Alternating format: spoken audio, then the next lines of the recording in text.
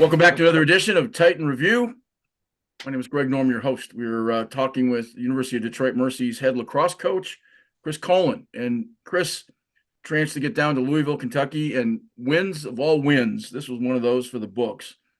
Kind of back against the wall, two tough losses in the league, playing a team that's already qualified for the playoffs in Bellarmine, and you come out of nowhere and have a pretty good Saturday. So talk a little bit about it. Yeah, what a gift from the kids. I've told them at every game that their best game is in front of them. We haven't, while there's some things we need to improve in, for sure. I would say that's probably the most together game that we've had where they've kind of been at their potential, right? So, I still think there's some room to be better, but it was really a great situation for them where kind of things started clicking. Offense, defense, rope unit, special teams, all that kind of stuff played. It was all good enough. And we haven't really seen that. We've had times where defense have played great, offense hasn't played good, offensive played good, defense hasn't good, played well.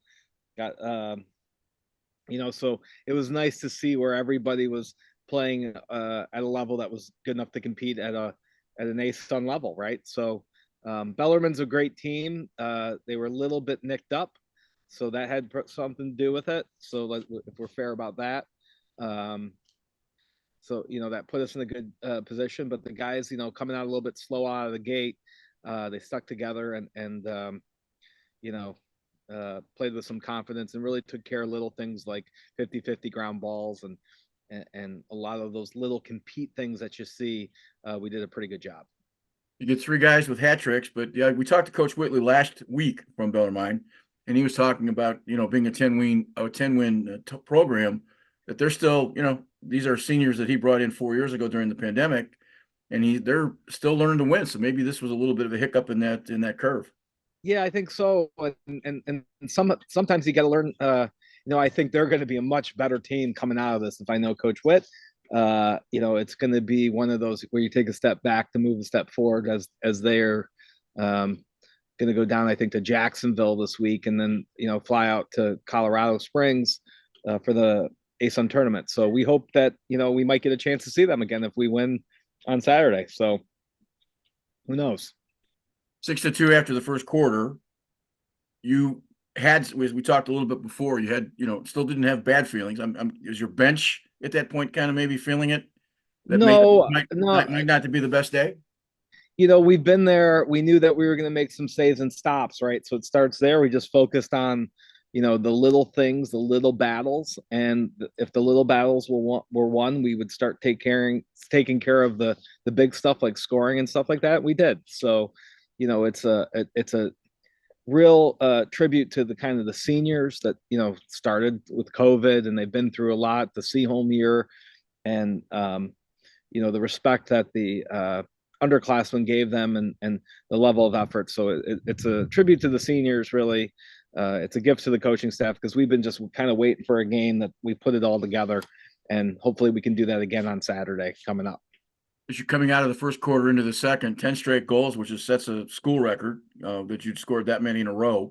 At that point, you got to feel pretty good, especially when you score 7 in the second quarter to take not a marginal lead, but at least a respectable lead.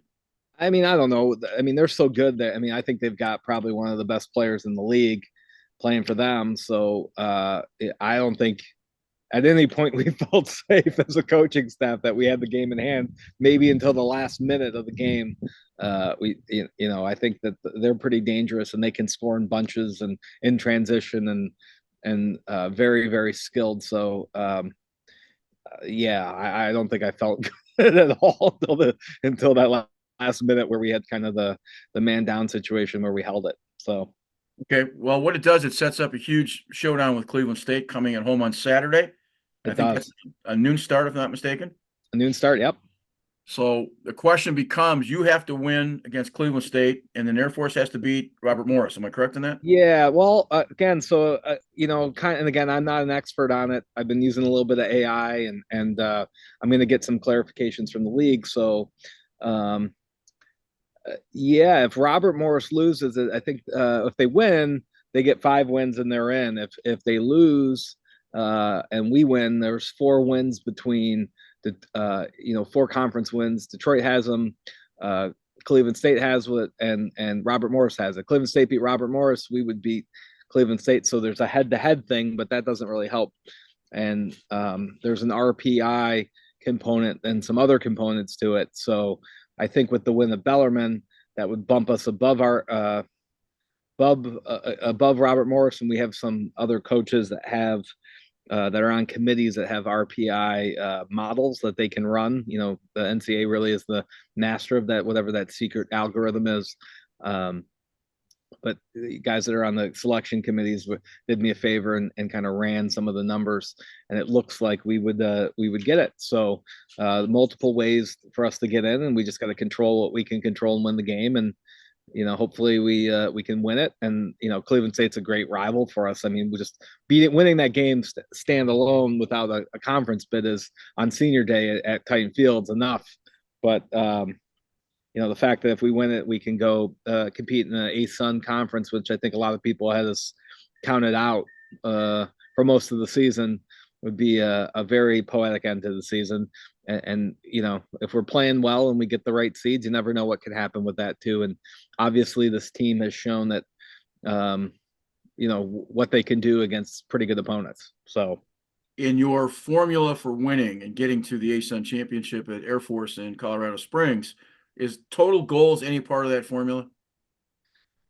I think we have to score. I think what we play, the way we play defense and the way we've been transitioning and not really being the best possession team with faceoffs. We gotta score. And they did a really nice job. I mean, if you look at the way, I think we get a pretty high, shot to goal percentage compared to most people. So it's a credit to our offense. It's a credit to our coaches. It's a credit to those guys. They work really hard to kind of put the kids in the best situation possible. And mostly it's a credit to the kids for taking good shots. So, we got to score to win.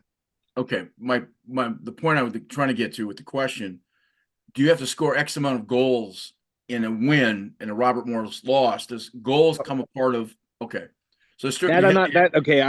I'm not that mathematically inclined, and I don't know the RPI index as much. I asked if we, what are the win-loss scenarios, and that's what was kicked back to me. So sometimes there are formulas where you literally going in, you got to score 14 goals. Oh yeah, no, yeah, we had that in the PLL, I think, with we were that Atlas. So we got in the playoffs, and if the Redwoods scored 15 goals, we were out, and I think they scored 16. So yeah, I've sat through that. I'm not sure that there's any of that in the ASUN category. I know, just for a funny story, in the MAC one year, it got to the third tiebreaker, which was a coin flip, and we ended up getting in on a coin flip versus Canisius, who was out. So that's why I kind of, after that coin flip year, I kind of stay out of it. And because it can get so crazy with, coin flip. That's not exactly democratic, is it? Can you imagine a coin flip in a conference office somewhere? Oh Jesus. My God, I couldn't. I'm sure the expense in a secondary sport in their minds, because obviously it's not football or basketball. I'm sure that the cost of going and playing a playoff game would be easier to just flip the coin and off we go. Yep. It's not the way you do it, but I understand. Yeah. I mean, it's still going to be a tough battle for whatever administration gets it. Game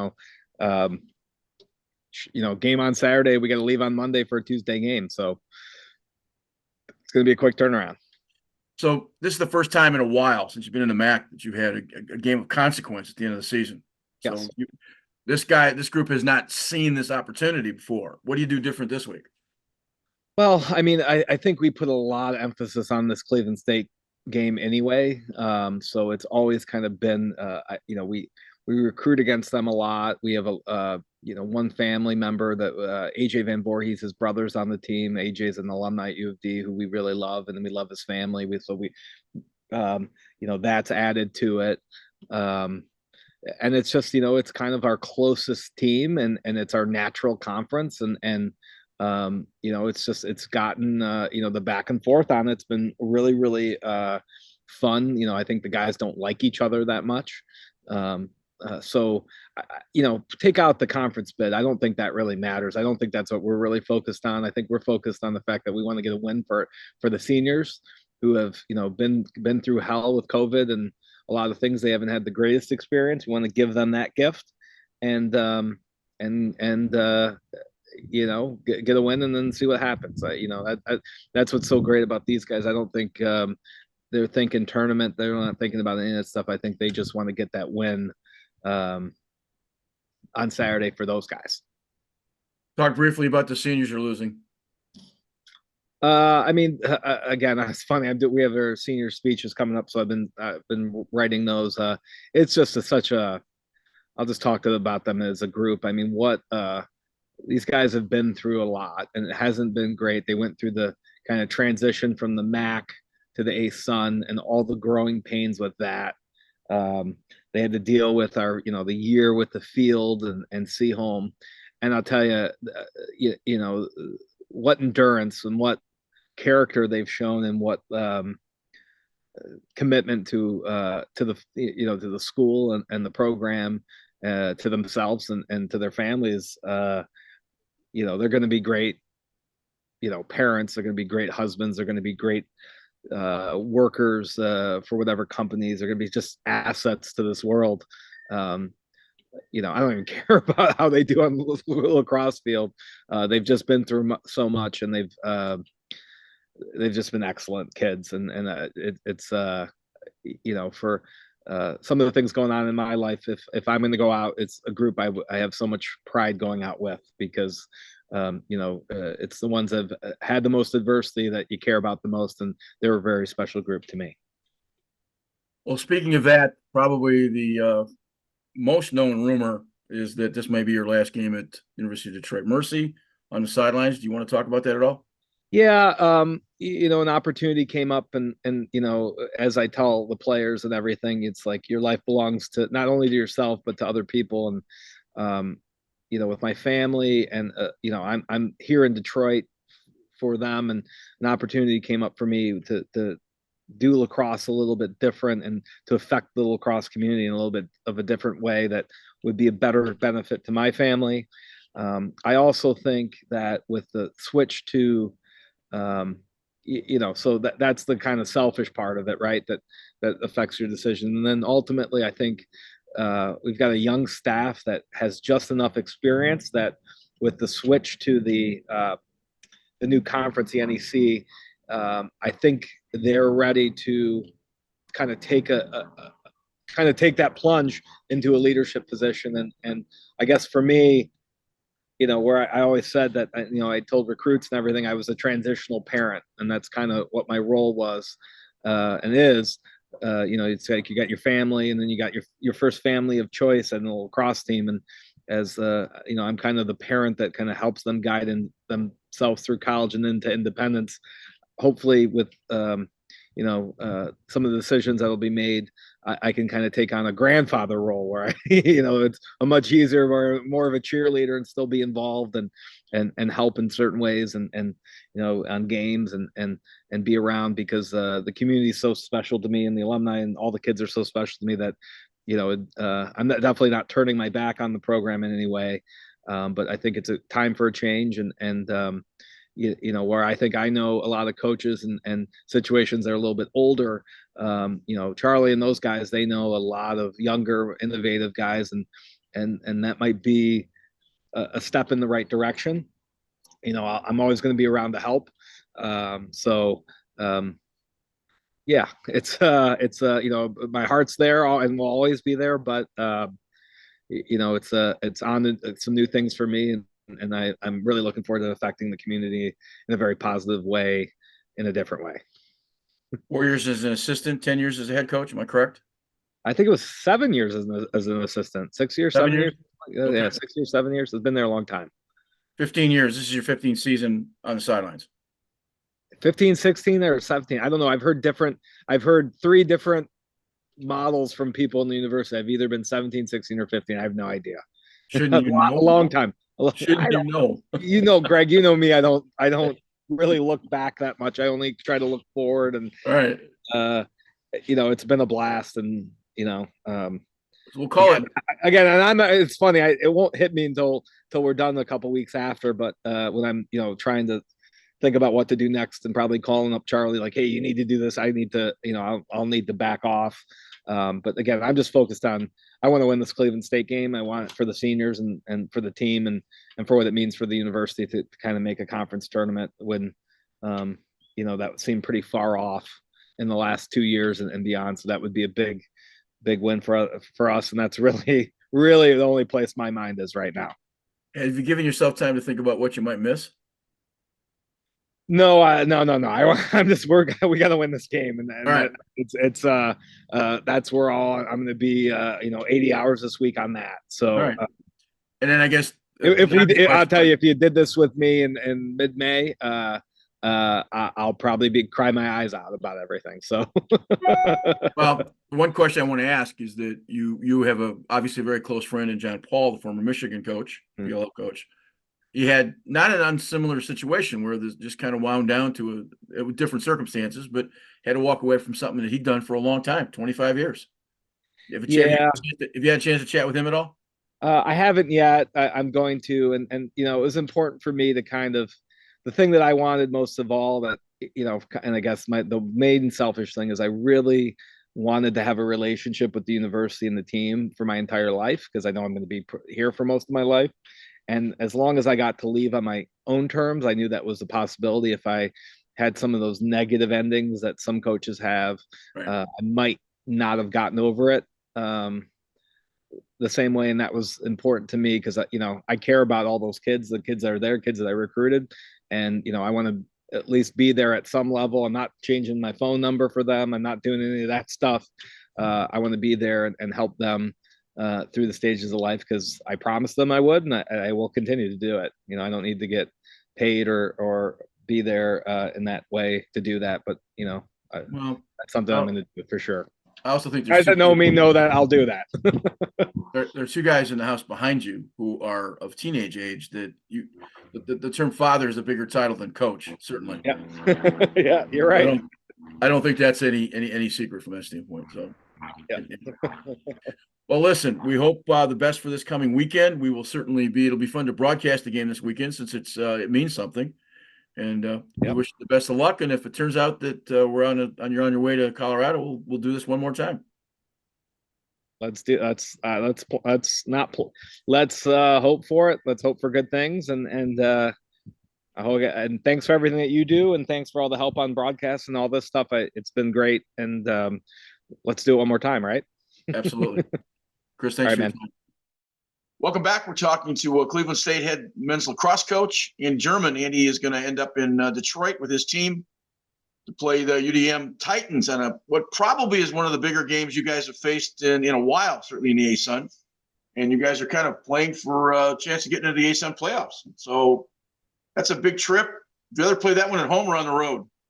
It's, I think you always would like it in your backyard, but it is exciting. I think for Coach Cullen and his guys and for my guys, anytime you can play games in April that are really meaningful, that's a huge deal. And so we've been able to, the last couple of weeks we're still playing for our playoff lives here, and we'll continue to do so right up until the end of the regular season.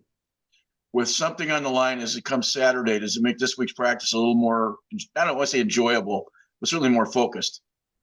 Yeah, I think, any time we practice in the morning. So we went this morning, and, this is a playoff week. This is a playoff practice. You are guaranteed nothing beyond Saturday. And so that's just like in the playoffs, you're guaranteed, tomorrow is not guaranteed. So we'll enjoy it. But there's also, we got guys that have goals and are motivated and really want this thing. And so we had a really good run this morning, and I expect us to be, focused throughout the week and excited to get up to Detroit and compete. Last week we got a chance to talk to the Battleline coach, Coach Whitby, and the Whitley. Let me start that. I'll cut that.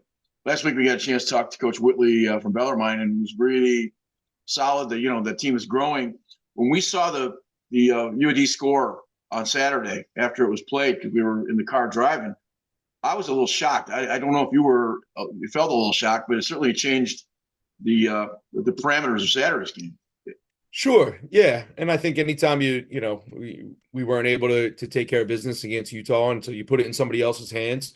To be honest, maybe the score kind of at the end, and you never know, if a team is pressing out and trying, but certainly I think if you had gone into the game, I don't know what the odds were, the percentage was, but I think Bellarmine's had a really good year. I think they're really talented. We had played them the week before.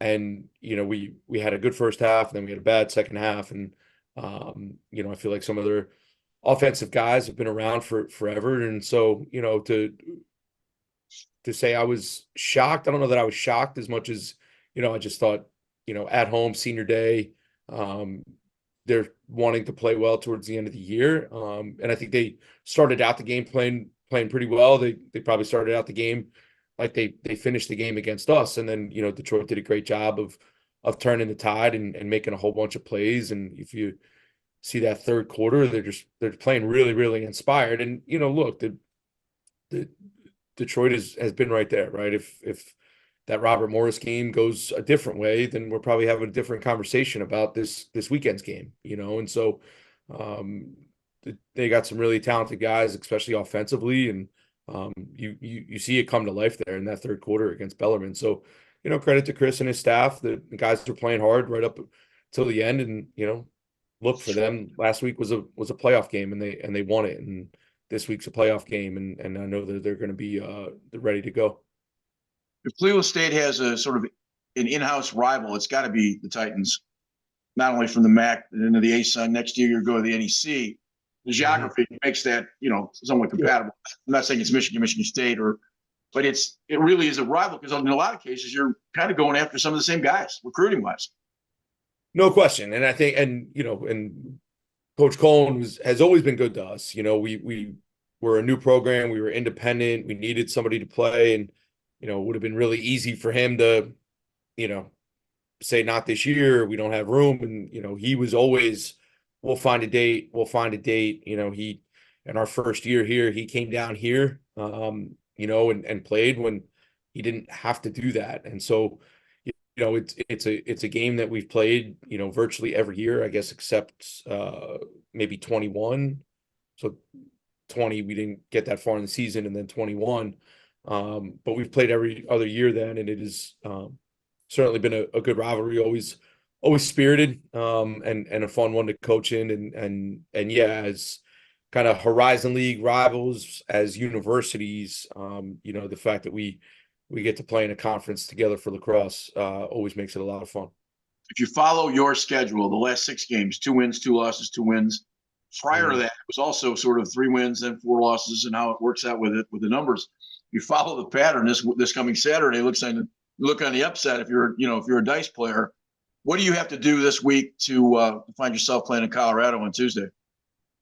Yeah, I think there's a couple things that we need to do. One, we need to manage, those guys. When Detroit has the ball, I think, Magic and Kesnick, and they're doing just a really, really nice job, and they're dangerous. They get you in space. They'll dodge the slide. They do a lot of things that put a lot of pressure on you. And so we need to do a great job of managing, obviously the whole group, but really those seemingly 2. I think there's more than 2, but those guys right at the top there, do a great job there. I think we need to continue to face off well, and I think one of the things that we struggled with against Utah is we would win the face off, but maybe not get possession.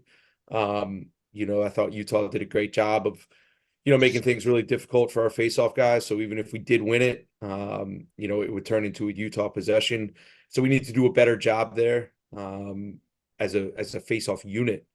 And then lastly, I just think offensively and really throughout the team, we had 25 turnovers against Utah, and you're not going to beat anybody turning the ball over 25 times. And so, we need to finish our possessions with shots, and we need to, be great clearing the ball. So all those little things, are going to go into it, and make sure that we just keep making the next play, because this game does have a lot of meaning, and I'm sure guys will be a little bit tighter. Not a game that we're used to playing in as a young program, and so just do your best to treat it as just another one, but understand that there is a lot on the line. So play with emotion, but don't be emotional. 2018, for the MAC championship, it was literally a flip of a coin, which was the third tiebreaker. You think about playing the season, you flip a coin. We had a chance to have a conversation with the ASUN guys last night, and the formula for figuring out who's going based on a number of scenarios, you have to be an MIT professor to kind of figure it out. I think if you win and Robert Morris loses to Air Force, I think it takes care of itself. But my gosh, there has to be a less complicated system than the mathematical formulas that are being used for this championship.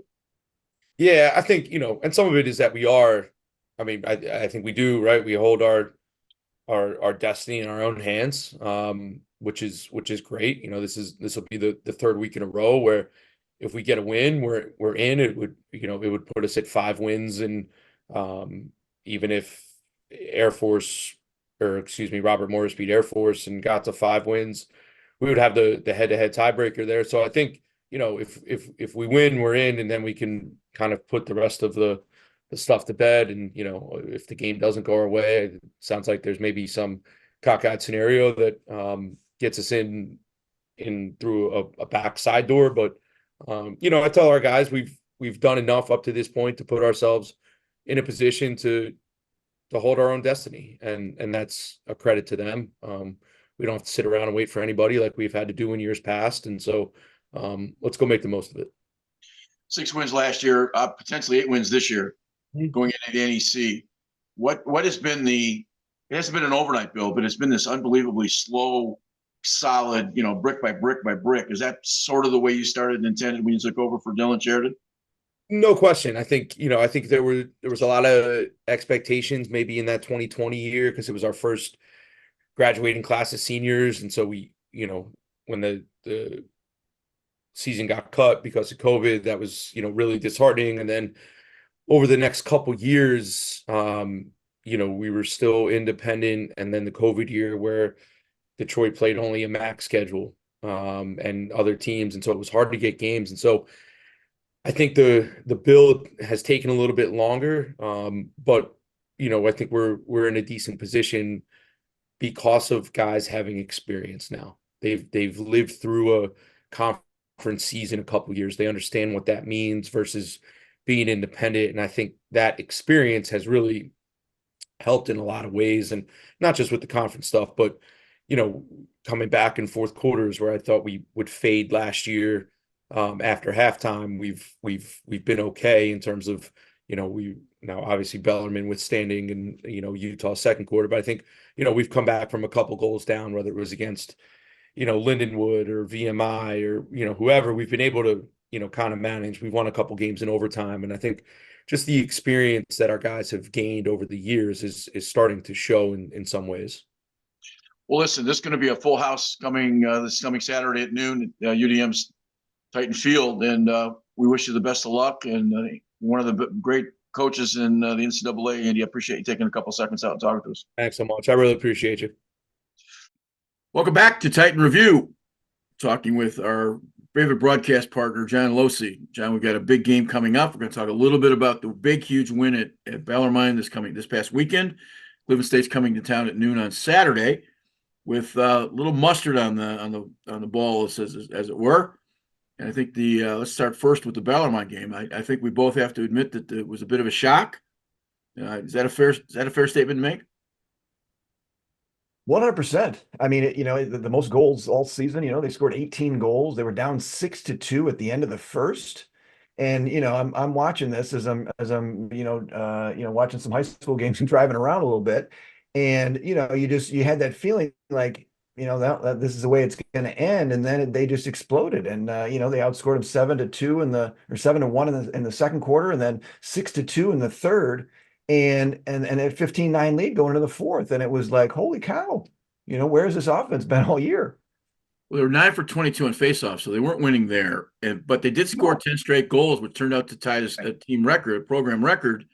And then the follow to it is, and when we talked to Chris earlier, and Chris was on earlier in this program, He said they were kind of mixed up. They've already made the playoffs. They were kind of saving some stuff, maybe some guys. Injuries too, yeah. But he also said it was one of those things that maybe because they're a 10-win team and they haven't been at the stratosphere that they're playing at, that maybe there was a little bit of anxiety about playing a team that they should have beaten in a normal situation. And it kind of goes to the tale of, sometimes you got to learn to win. We've had that conversation more than once, and maybe that was part of it. So at least it sets it up for this week against Cleveland State, which is not only for the championship to get into the playoffs, but it's also senior day, and more importantly, it's also the league rival. So it's been a while for this program to play for something that's meaningful in this late in the season. Yeah, yeah, and I talked to Chris before they went down. He said, "Hey, he called the league office and said, let's go through the tiebreakers." And he spent he spent a good amount of time on the phone going through it, and so he told me point blank. He said, "Hey, we got a good chance here, and so both these games matter." And so they went down there with the focus of winning that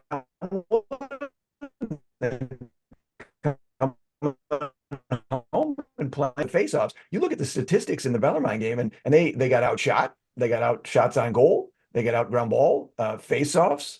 You go down the line, and they pretty much lost every category except saves, where Richter's had 18 saves, and so I think he has been really solid all year long with what he's faced, and so I think whatever reason he's I don't know if he's getting all the credit he should, but he's something that I wanted to mention today. Well, I've talked to Chris a little bit about being maybe potentially the last game that he plays at back at home at UDM. Chris is stepping down at the end of the season. He made mention. I don't think there's been a lot of fanfare because I think he's kind of sidestepping rather than stepping away. And I say that because he talked about being sort of from the gentle father figure to maybe the grandfather figure. So he'll still be around if he's hoping that, at least talking to the folks that we've talked to, and hoping that maybe some of the staff members he has now, Charlie Hayes, maybe taking over. So I don't think he's being necessarily removed as much as he's being sort of said, maybe taking a half a step sideways. Is that a fair characterization? Yeah, I think so. I mean, he's been there so long, and he's been the face of the program for such a long time, and it's who he is. I mean, I think UDM Titan lacrosse is always going to be a part of his DNA, even going forward. And so, while he's stepping away from being the head coach, he's always going to be there, I think, for the Titans. We've talked about this in the past, but it's just a difficult situation, and it has been post COVID, and he's gone through a lot. And I think his kids are getting a little bit older, and I think that I think this is probably the right time for him.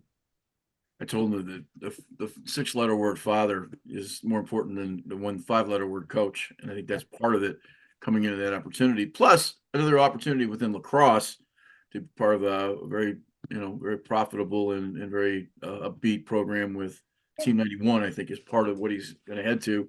I think those announcements will be made in the relatively near future. But this sort of, you kind of wonder if you're winning for your coach, or you're just winning because all of a sudden maybe they found the elixir that they've had all season. So maybe it's a combination of both. Yeah, I mean, Aiden Bishop had 3 goals on on Saturday, and he's been there from the jump, and he was at Seahome playing his home games, and facing VMI and facing Air Force as just 1 year removed out of high school, Detroit Catholic Central, and so I think these kids have grown up. You got Evan DePonio as well, who went to Brother Rice, and so I think these kids who've really been forced to grow up in the program just because of coming out of COVID. And you're starting to see some confidence in them. Like, hey, listen, I'm a junior now, and I've been here. This is my 3rd year. Well, I think too, coming into the ASUN in 22 and now going back to the NEC in 25, I think that changes the landscape for the new guys coming in, because they don't maybe have Chris's experience. They certainly have age, and I mean that in the best possible way. They've got the benefits of youth, and they're going to play in a league that isn't quite as stacked as what as what the ASUN might be. And so at some point you got to be able to win. Yeah. And that's been for a while, it's been a problem. But that being the case, so if UAD beats Cleveland State and Air Force beats Robert Morris, and by the way, there's also a number of tiebreaker scenarios within the rankings that have to be a part of that. I'm sure they've got to figure out some kind of laser beams from somewhere to neutralize it. But there's quite a formula to figure it out. They'll know probably by 3 o'clock as to whether they're going to be headed to Colorado Springs. And if that's the case, that'll be a great way to finish, because then they might actually have a chance to play them again. Yeah. And Yeah. that'll be a good scenario for to finish No, off. Yeah, I mean, I hope all that plays out, right? I mean, that would be I mean, this program has faced adversity really the last 3 years, pretty heavy adversity, and I think that would be a great, way to wrap up this season. And I'm pulling for it. Now, my question to you is this, Coach: in that tiebreaker scenario, do you know if a coin flip is involved at any point within that tiebreak system? No, and you and I talked about this off air a little bit, and Chris had mentioned to it in 2018. They actually had flipped a coin to go to the tournament in the MAC at the time. Yeah. And that's honest to God, that's the first time I'd heard that. You think about, you play the whole season, and a guy reaches in his pocket, the AD or the commissioner for the league. Let's just flip it, like we're standing on the corner with Willie, and we're going to play for pennies and dice or something. Right. Or I was shocked when he said. I was shocked. I'm telling John, I was just shocked when he said that. Didn't make sense. Yeah, I think the third tiebreaker in my fantasy football league is a coin flip. So Yeah. All right. So here's a question back to you: is there enough talent? If they win on Saturday, is there enough talent in this program to be Oakland University and be Cinderella? Or is it one and done when they get to, if they get lucky enough to beat Cleveland State, and if they get to Colorado? yeah, I mean, you look at the top three teams in this conference. You look at Jacksonville, who just a phenomenal game, a phenomenal comeback against Air Force, on Saturday. You look at Air Force and you look at Utah, and I mean that's just, it's a different game. So traveling all the way back out, out west to play one of those three teams, I don't. And you and I talked about this. I mean, he could play 10 times against any one of those three teams, and I don't think that UDM. But hey, that's why they play the games, right? So I mean, you and I can sit here all day and say on paper, I don't think so, but who knows? Ball goes this way, injury here, injury there. That's why you play the game. Well, the other part of that scenario is that they play on Saturday. They got to have a turnaround for a Tuesday game. Yeah. So and you're driving. You're going out 2,500 miles on. I'm assuming they're flying. They can't be driving. They'd be taking a bus to. No, there's no road trip involved here, Coach. I don't think so. I hope not. I can tell you from taking teams to places like Austin and Santa Barbara, taking college teams when I was in Michigan State, you're talking about a $30,000 or $35,000 price tag to take 40 kids and coaches and all that you have to go with. And we had a travel professional in my house who was part of the Pistons organization, so we had an inside track, and it was still a pain to bring that many people. I mean, it takes some work, to say the least. So, well, yeah, and you think about it. I mean, it's you got to win first before you start buying tickets, and so the price tag, it's not going to be cheap, and unfortunately, the budget for the Titan lacrosse program is not they're not flush with cash. Let's just say that. I was used to think when I was finally get to the beach of Santa Barbara, and I think about all the weeks of work before that, driving through the snow to East Lansing, and then I'm at the beach of Santa Barbara, and I could kind of forget about it for a week until it started the next year, and you'd have to start the same process all over again. Well, senior night is also senior day. I guess I want to say senior night, but senior day is also a big deal coming up on Saturday. John, I think there's going to be a huge number of fans at this game, and I think it's going to be one of the best atmospheres that we've seen at UDM in a long time. Is that fair? I hope so. Yeah, I hope so. I mean, like you said, this is the first time that there's been a meaningful game playing for something in a number of years. I mean, we're talking pre-COVID, and so last year was okay. Well, let's get a win here, right? Let's get a win. Kind of the year before was very similar to let's get a win, and now they've got kind of the win that they need to keep their hopes alive, and that's all you hope for. You just want a chance. Well, let's hope they win Saturday. We will get a chance to maybe sit down with Chris and have a sort of a season-ending Titan review. We hope this is not the last one. If it is, then well, it is. But we'll hope for the best. And John, we'll see you on Saturday. And tune in. Yeah. So if you can't make it down to the game, tune in, and Greg and I are going to be rocking and rolling wherever we're going to be seated. We're going to have a great time. Hope the weather be nice. We won't be in the hot dog truck. Exactly. John, have a great week, and I'll see you on Saturday for sure. Sure. Thank you. Thanks.